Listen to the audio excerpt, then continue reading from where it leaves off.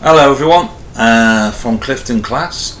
I'm going to read you the first chapter of this book, Kensuke's Kingdom by Michael Moripurgo. And there are questions on our website for you to work through, some Vipers questions on this. And then next week we can look at the answers to those questions. Thanks. So, Chapter 1, Peggy Sue. I disappeared on the night before my 12th birthday, July the 28th, 1988. Only now can I at last tell the whole extraordinary story, the true story. Kensuke made me promise that I would say nothing at all until at least 10 years had passed. It was almost the last thing he said to me. I promised, and because of that, I have had to live out a lie. I could let sleeping lies sleep on, but more than 10 years have passed now. I have done school, done college, and have had time to think. I owe it to my family and to my friends, all of whom I have deceived for so long, to tell the truth about my long disappearance, about how I lived to come back from the dead. But there is another reason I'm speaking out now, a far better reason. Kensuke was a great man, a good man, and he was my friend. I want the world to know him as I knew him. Until I was nearly 11, until the letter came, life was just normal.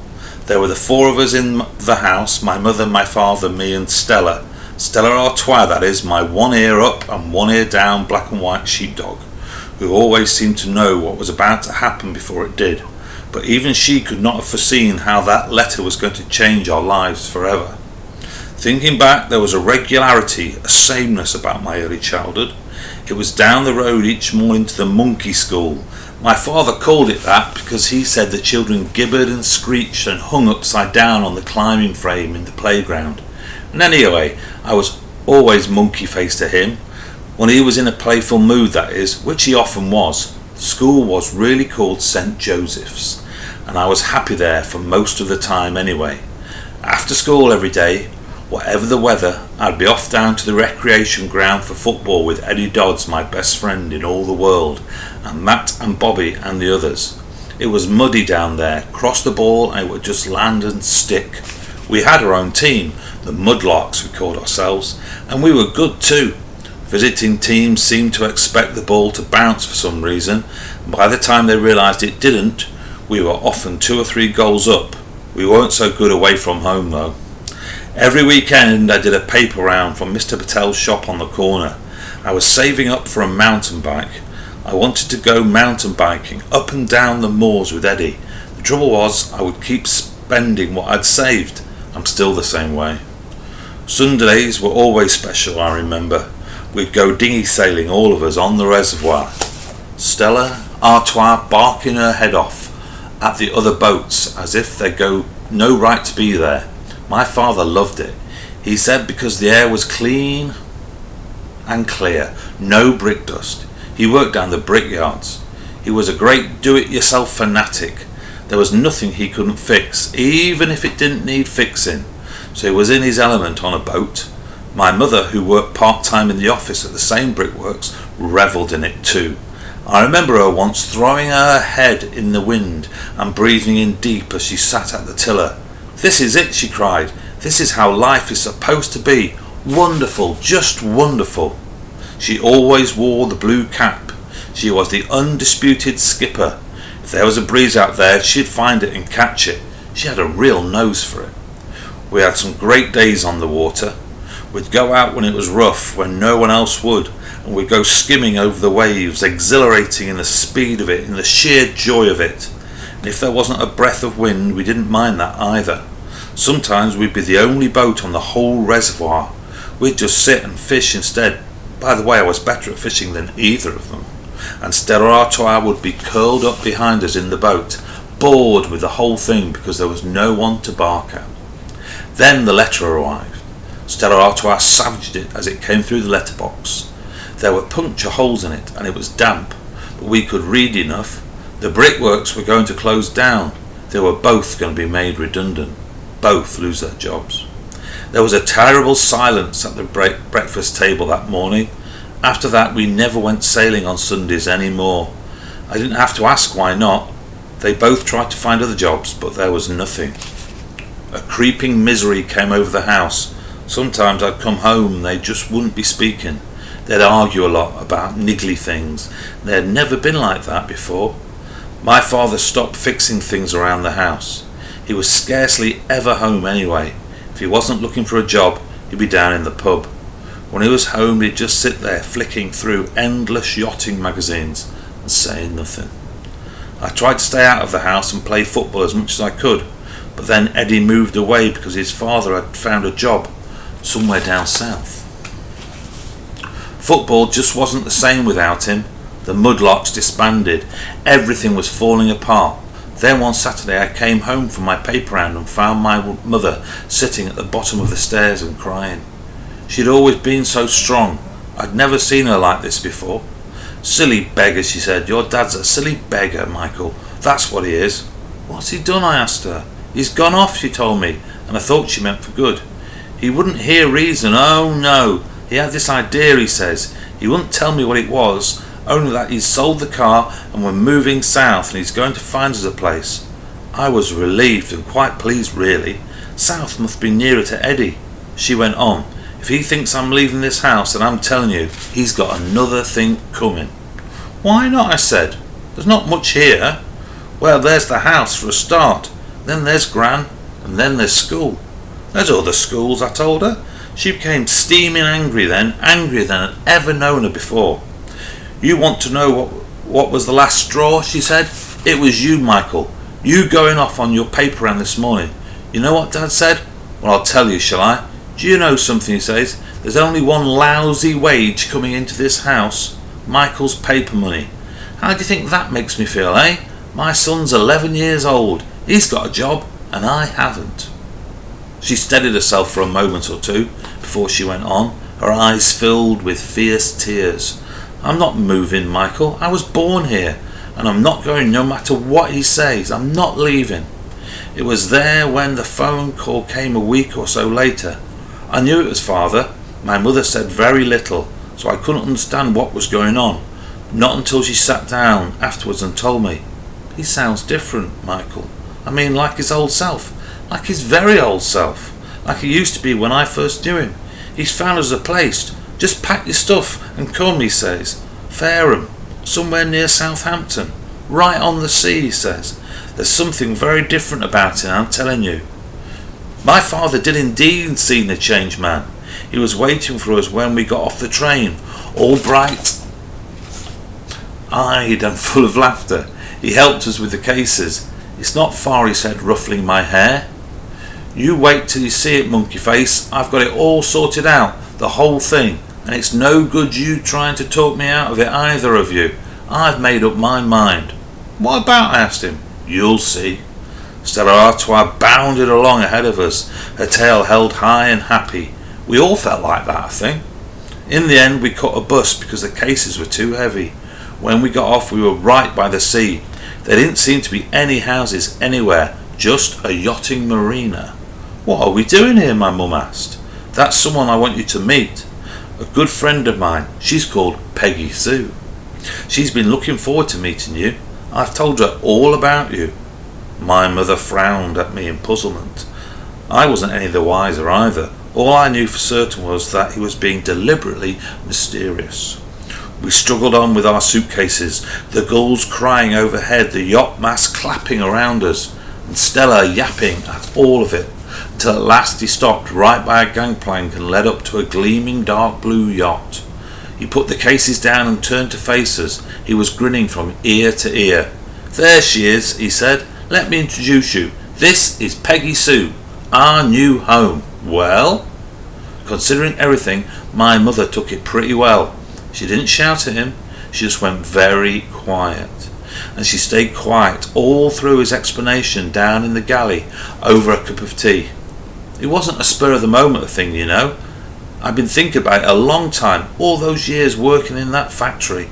All right, maybe I was just dreaming about it in those days. Funny when you think about it. If I hadn't lost my job, I'd never have dared to do it, not in a million years. He knew he wasn't making much sense. All right then, Here's what I thought. What is it that we all love doing most? Sailing, right?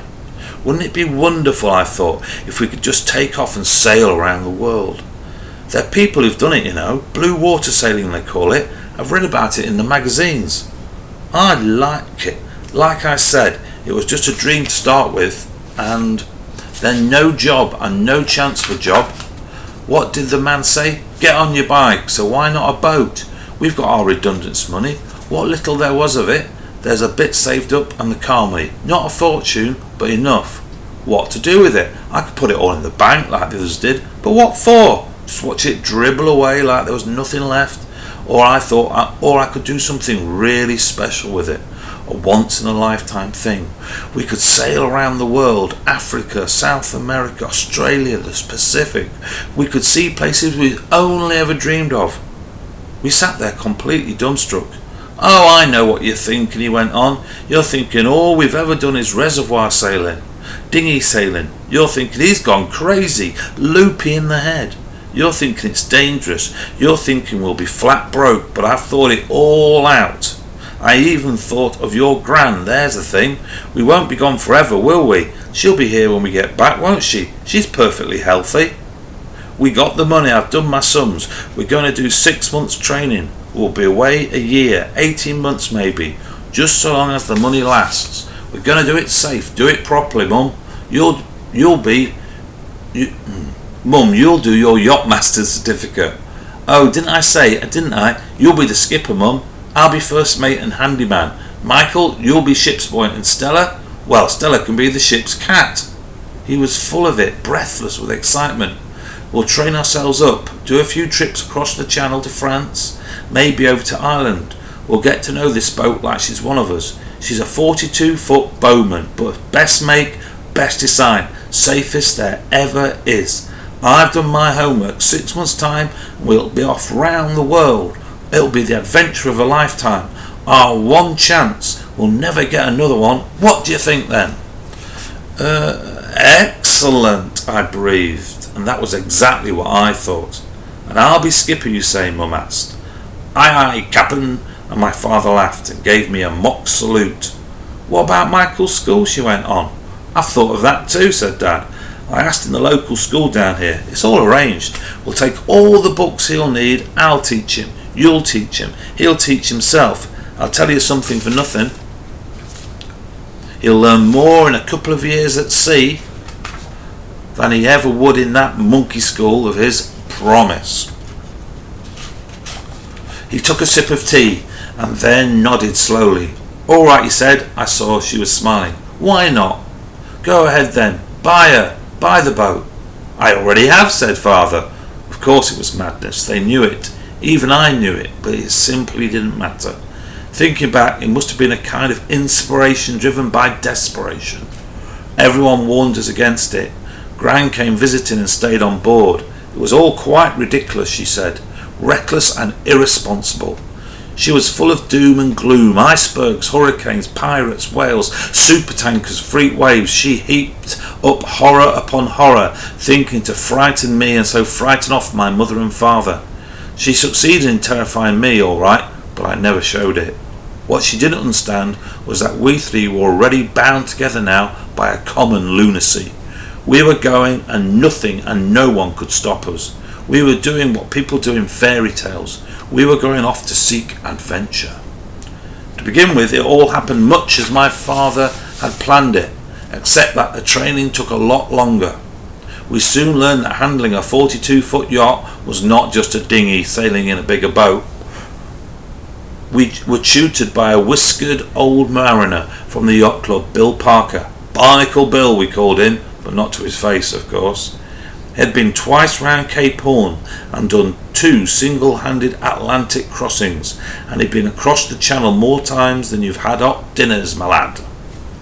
To tell the truth, we none of us liked him much. He was a hard taskmaster. He treated me and Stella Artois with equal disdain. To him, all animals and children were just a nuisance, and on board ship nothing but a liability. So I kept out of his way as much as I could, and so did Stella. To be fair to him, Barnacle Bill did know his business, By the time he had finished with us and my mother was given her certificate, we felt we could sail the Peggy Sue anywhere. He had inculcated in us a healthy respect for the sea, but at the same time we were confident we could handle just about anything the sea could hurl at us. Mind you, there were times I was scared rigid. My father and I shared our terror together silently. You can't pretend, I learned, with a towering green wall of sea 20 feet high bearing down on you. We went down in troughs so deep we never thought we could possibly climb out again, but we did. And the more we rode the waves, the more we felt sure of ourselves and of the boat around us. My mother, though, never showed even the faintest terror or tremor of fear.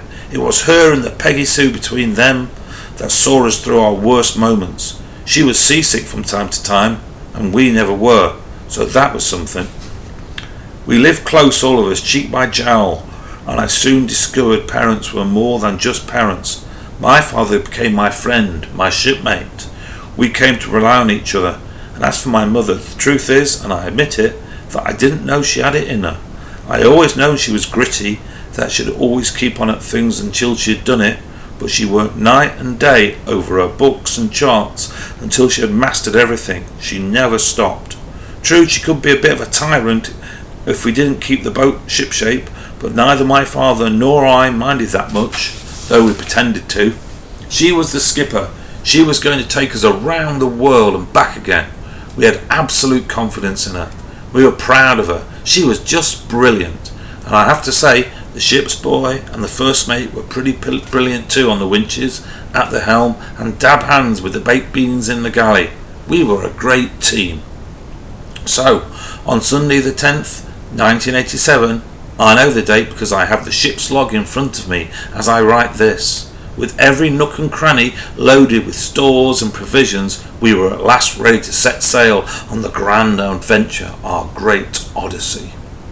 Gran was there to wave us off tearfully in the end. She even wanted to come with us to visit Australia. She always wanted to see koalas in the wild. There were lots of our friends there too, including Barnacle Bill. Eddie Dodds came along with his dad. He threw me a football as we cast off. "Lucky mascot," he shouted. When I looked down at it later, I saw he'd signed his name all over it like he was a World Cup star. Stella Artois barked her farewells at them and at every boat we passed in the Solent. But as we were sailing out past the Isle of Wight, she fell strangely quiet. Maybe she sensed, as we did, that there was no turning back now. This was not a dream. We were off around the world. It was real, really real. End of chapter 1. And here is a picture, I don't know if you can see it, of the boat. Well, my hand's over it, so that's not helping, is it? It's right like that. One. Rough waves. So there are some Vipers questions on our website about chapter 1.